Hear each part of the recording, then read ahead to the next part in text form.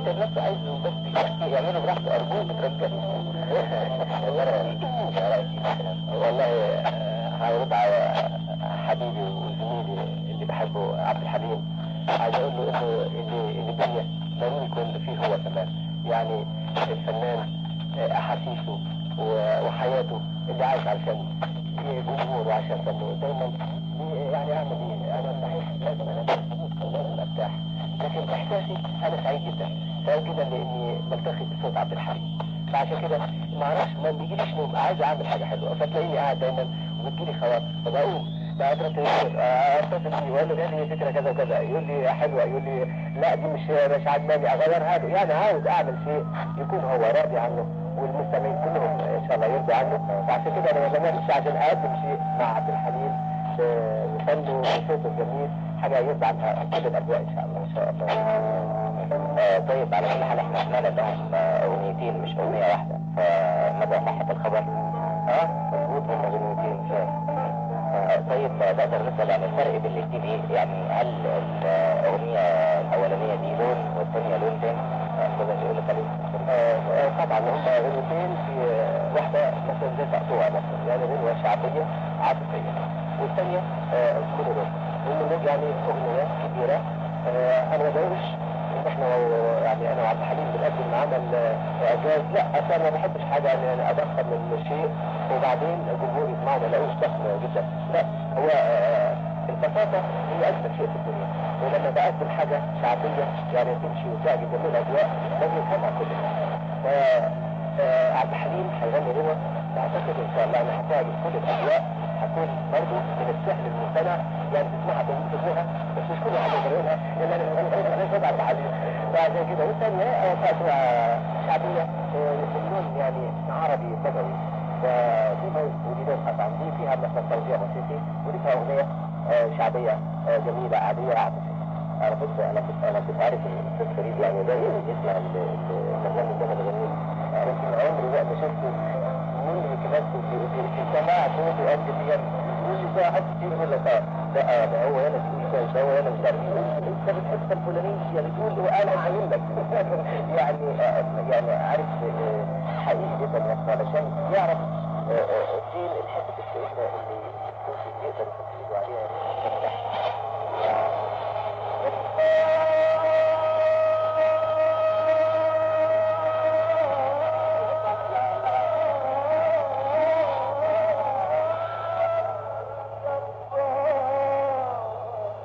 عايز اقول بمناسبه كلام الاستاذ عبد الحليم انه كل ملحن بيدرس من زوايا خاصه صوت المطرب اللي هيأدي له الاغنيه.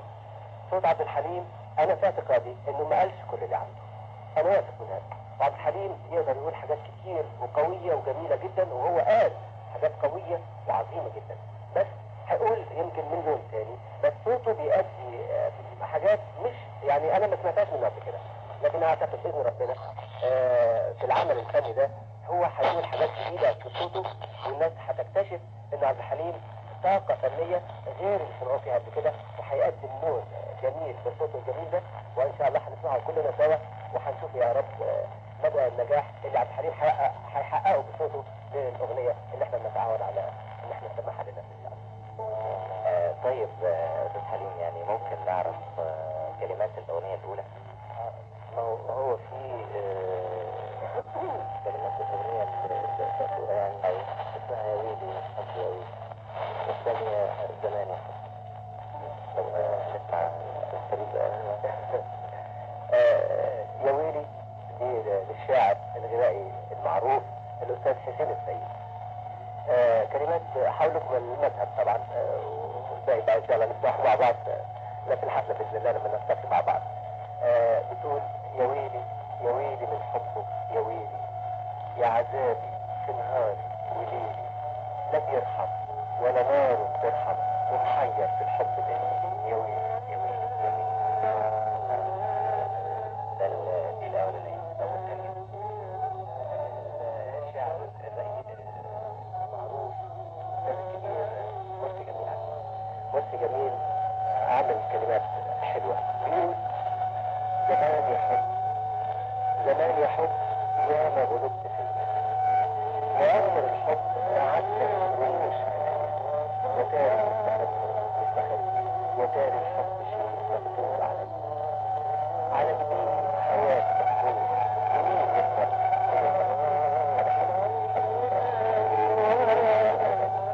طيب بقى ممكن نسألكم يعني يا ترى ازاي تم اللقاء والفن بالصديقين لا طب انا بقى ارد. لا اصل حقيقي بقى دي يعني ما هياش رغبه عندي وليد ابدا ان انا سمعت فريد في الاذاعه يعني ولا حاجه ابدا، يعني انا كان نفسي قوي من زمان ان انا اغنيه ولحن، لكن حقيقي ظروفي وظروفه كانوا مختلفين الفتره دي. بشرفي ان هو لما كان كمان اتكلم في الاذاعه وقال انا كنت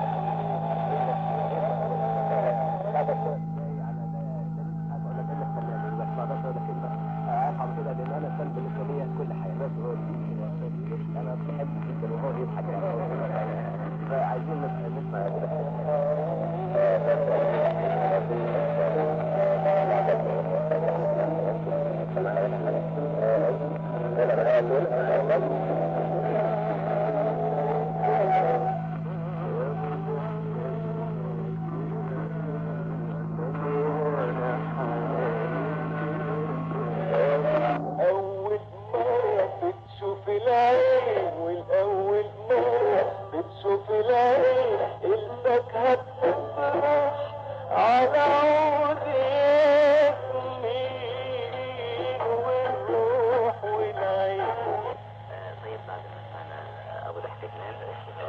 يا ترى يا استاذ عبد الحليم، انت تفتكر ان الاغنيه دي شعبيه ولا عاطفيه ولا ايه؟ لا هي أغنية يعني عاطفية شعبية، يعني ما تقدرش تقول عليها انها مثلا فخور ولا حاجة، لا هي يعني غنوة رقيقة. اصل انا يعني ليا وجهة نظر في الغنوة اللي بيسموها شعبية. يعني افرض ان الكلام ده من ما هواش كلام شعبي صرف ولا اي حاجة، لكن اللحن حبته الناس ورددته، هو ده اللحن الشعبي. يعني واخد بالك، يعني ده اللحن الشعبي، فهو اللحن رقيق وعاطفي، وبعدين الجماهير رددته، يعني معنى كده انه لحن شعبي. واخد بالك؟ فده لحن عاطفي الجماهير رددته يعني تبقى لحن عاطفي شعبي. طيب رأي الأستاذ فريد؟ كلامه صح، وفعلا هو في لونين من الاغاني الشعبيه، اللون الفولكلور اللي هو بيقول يعني ما يبقى بلدي بالمعنى الصحيح، وبعدين يبقى بلدي فعلا. ومثلا انا اقول لك مثلا زي ما مش عليك وفات اهواك ومش عارف ايه الحاجات اللي عملتها صغيره يعني بتاعت ذوقنا الاصيل، يعني مش البلد يعني وحش، بالعكس. يعني لما اقول لك بلدي يعني ده مصري صميم، شرقي عربي صميم، فده لون قطعا احنا عايشين عليه. وبالعكس احنا بنقتبس حتى جمل قديمه فولكلوريه واغاني عندنا صعيديه دلوقتي وبنقتبسها وبعدين بنحضرها وبنغنيها بتوزيع جديد، بتوزيع آلي واصوات جديده وتلحين جديد. فده دليل على ان الحاجات دي بتعيش في قلوبنا واذهاننا ما بننساهاش ابدا. استاذ فريد، ممكن انت تغني لنا على حسب قلبي؟ مش حافظها والله، لكن انا لما اخد بالي دلوقتي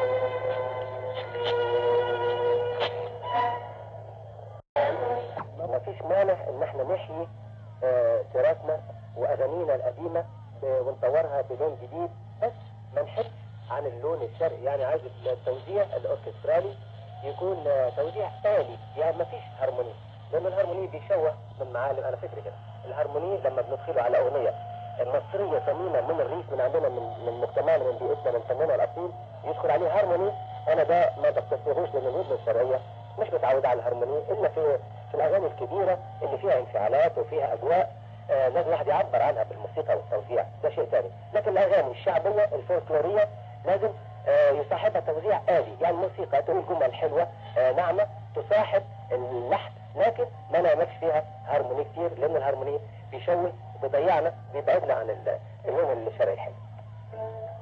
طيب رأيك يا أستاذ الحليم برضه في نفس الموضوع؟ لا انا رأيي شخصيا انه احنا هو زي ما انت قلت، هل احنا يعني نبتكر فولكلور لنفسنا ولا ناخد من الفولكلور القديم؟ هو مسألة ان احنا نبتكر فولكلور ده ما فيش فولكلور بيبتكر ابدا.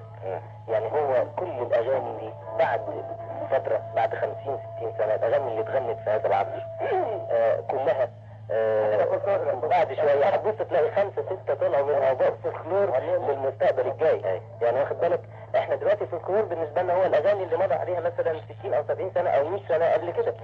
فدي لما ناخدها دلوقتي وعايزين نقولها، لو قلناها زي ما هي يبقى ما عملناش حاجة، يعني ما عملناش اي تجديد، يبقى ناس بس بنقول كلام اتقال من 100 سنة واحنا في عصر لازم يعني نسبق الدنيا فيه. فانا من رأيي ان احنا لازم نضيف لها شيء، يمكن ما يكونش توزيع. انا شخصيا اللي بيضاف لها هو الاطار الجديد اللي تتقدم فيه التوزيع وطريقة الاداء وطريقة تقديم الاغنية. وبعدين جايز جدا زي ما عمل الاستاذ بليغ حمدي ان هو خد كلمات او مطلع الفلكلور القديم والريتم بتاعه وعمل عليه الحان مختلفه خالص عن الاصل. واخد بالك؟ يمكن ده بعد كمان 50 60 سنه يبقى فلكلور تاني لنفس الكلمه. يعني اقول لك شوف في سنه مثلا 18 طلعت على حسب وداد قلبي بالصوره الفلانيه، وفي سنه 60 او 62 او 65 نفس اللي على حسب وداد قلبي اتقالت في فتره معينه بلحن معين. فيمكن يجي واحد من الاجيال اللي جايه يقدمها بشكل مختلف تاني. واخد بالك؟ على مجموعه الاغاني اللي يعني مثلا انا بعتقد انه بعض اغاني الاستاذ فريد، بعض اغاني الاستاذ عبد، بعض اغاني الاستاذ الموجي، الاستاذ كمال الطويل، الاستاذ رياض السنباطي، كل الملحنين اللي بيلحنوا دلوقتي في فترتنا قطعا هيفضل منهم الحان تردد الى اجيال قادمه. الاجيال الثانيه هتيجي تقول هذا فلكلور. واخد بالك؟ فلكلور عملوا فلان هيبقى معروف صاحبه، بس عملوا فريد، عملوا عبد الوهاب، عملوا بليغ، عملوا كمال، عملوا الموجي. واخد بالك؟ ف هياخدوه ويمكن يضيفوا له حاجه. يعني ده رايي. انا شخصيا كنت افضل ان الاستاذ بليغ او عبد الحليم ينقوا كلام تاني ويعمل غنوه فولكلوريه تبقى خالده على مر الايام، عشان ما يجيبش نفس الكلمات اللي احنا سمعناها وعاشت في قلوبنا ويعمل لها لحن جديد. يبقى في مقارنه ساعتها. يمكن لحن بليغ وعبد الحليم يقولوا احسن ويمكن القديم يقول احسن، فانا بحط نفسي في موقف حرج. فانا اتحاشى هذا، اجيب كلمات جديده سعوديه واعمل شيء بعد مرور زمن تبقى انا اللي عملتها، ما جبتش كلام وعملته لحن جديد وغيرت معالمه وبعدين يحول عليه مقابلة. لا هو بس هياخد طابع الفترة اللي انت فيها، هو نفس الكلام لانه عايش في وجداننا. ده استغلال للكلام الحلو. واخد بالك؟ استغلال لكلمة احنا حافظينها، فهو بيلحنها بطابع الوقت.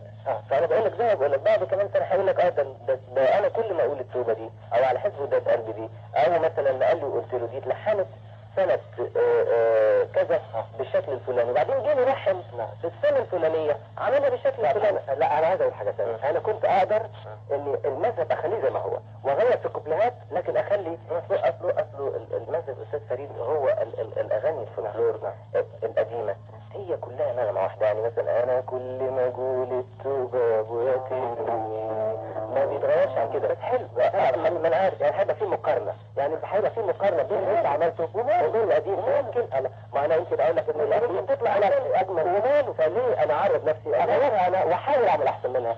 يعني بس الحن الكلمات بطريقه ثانيه، بس اجيب كلام يمشي يعني نفس الجو وما اقولش نفس الكلام عشان خاطر ما يبقى الناس ما تتلخبطش. يبقى اللحن الاساسي يفضل عايش في زماننا لين ده انتهى. مش يعني انا سيد درويش انا في جمله من جمله انا خدتها وهقول للناس ان انا اقتبستها من سيد درويش، مش اقتباس.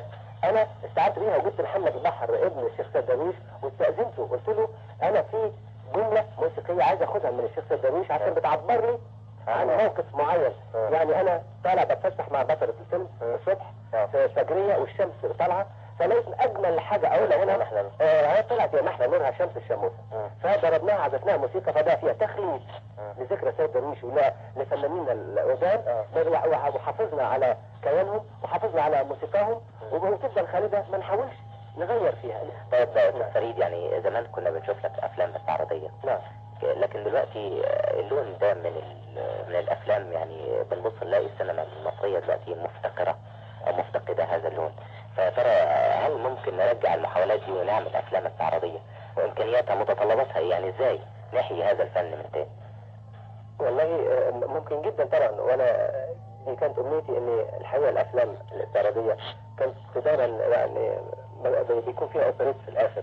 انا كان نفسي اعمل اوبريت ده على مسرح، يعني كان نفسي اقدم طول حياتي، دي امنيتي اني اقدم اوبريت على مسرح غير السينما. فدي عايزه امكانيات ضخمه انا ما اقدرش اقوم بيها بمجهود فردي، وما عنديش المال الكافي ان انا اقدر اني احقق الامنيه دي. لكن لو مثلا عندي صوت زي صوت عبد الحليم وصوت نسائي مثلا زي شادية، صوت جميل مجاميع كويسه، ودي عايزه بقى يكون فيها مصاريف كتير من ملابس ومناظر واوركسترا كبير ومرددين ومنشدين، فلو يتحقق لي كل الامكانيات دي انا كان نفسي امنيتي ان عبد الحليم اشترك في اوبريت على مسرح، وقبل ما اموت اشوف الحكايه دي تتحقق. لا عبد الحليم انت عارف الفنان دايما بيسعى انه دايما يقدم عمل فني كويس ضخم، يعني الناس يقدروه، لكن الاغاني اللي طبعا بتقدر وتاخد مكانتها، لكن الاعمال الكبيره بتبين قوه ومقدره امكانيات الملحن الحقيقه، وهي اللي بتبقى، يعني هي اللي بتخلد. لانه الاجيال هتقعد تغنيها على طول. يعني الاوبرات هل هي اتعملت يمكن في الاول لمجموعه مغنيين، لكن بعد كده عاشت وغنوها كل مغنيين الاوبرا. وبعدين تاكد انه برضه فنانه عن طريق الاوبريت. وانا بحيي محمد الموجي لانه انسان حقيقي، هو وبليغ حمدي عملوا مجهود. انا بقول الكلام ده قدام الاستاذ فريد، يعني وبقوله، واتمنى ان الاستاذ عبد الوهاب يكون سامع، لانه اذا الاثنين دول ما لحنوش للاوبريت خساره. يعني الموجي ما فيش شك انه انسان له اسم كملحن، انما غامر بهذا الاسم وعمل اوبريتين، وداد الغزيه وهديه العمر، علشان خاطر عايز يعمل اوبريت بامكانيات تاكد انها مش هي كل الامكانيات اللي ممكن تقدم لاوبريت، ومع ذلك عملها. والمحاوله الجايه هتكون احسن، والمحاوله اللي بعدها هتكون احسن، وكذلك بليغ في الاوبريت بتاعته مهر العروسه وكده. يعني برضه الاستاذ فريد يجيب اوبريت ويلحنها ويديها للناس، واخد بالك، وهيعمل حاجه كويسه، وهيلاقي برضه، افرض ما لقاش عبد الحليم ولا ما لقاش شالي ولا ما لقاش اي حد، للناس اللي عملوا الاوبريتات دي، للناس اللي بيغنوا، معلش، انما بيبقى عمل. يعني يبقى المهم انه قدم من روحه حاجه للمسرح، وتاكد ان غنوتنا هتتطور عن طريق الاوبريت، لانه بيفتح مجالات اكبر. وبعدين يعني التطلع بقى الى تطور الغنوه دهوت الحقيقه كله موقوف على الملحنين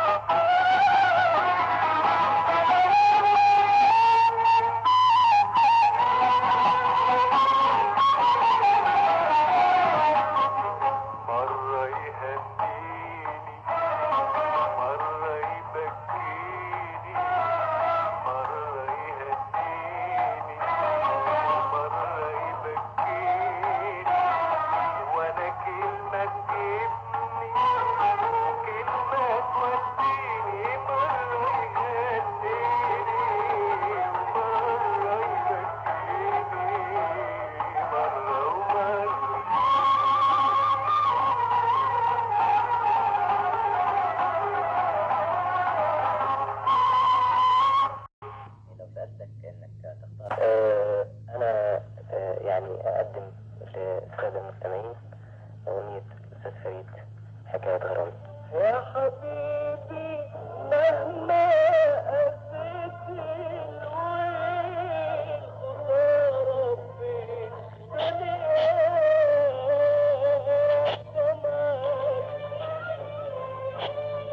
مستمعينا الأعزاء، إن لقاء فنيا يتم بين الموسيقار فريد الاطرش والفنان عبد الحليم حافظ، لهو لقاء فيه خير للفن العربي والأغنية العربية، وفيه متعة لملايين الجماهير العربية التي تعشق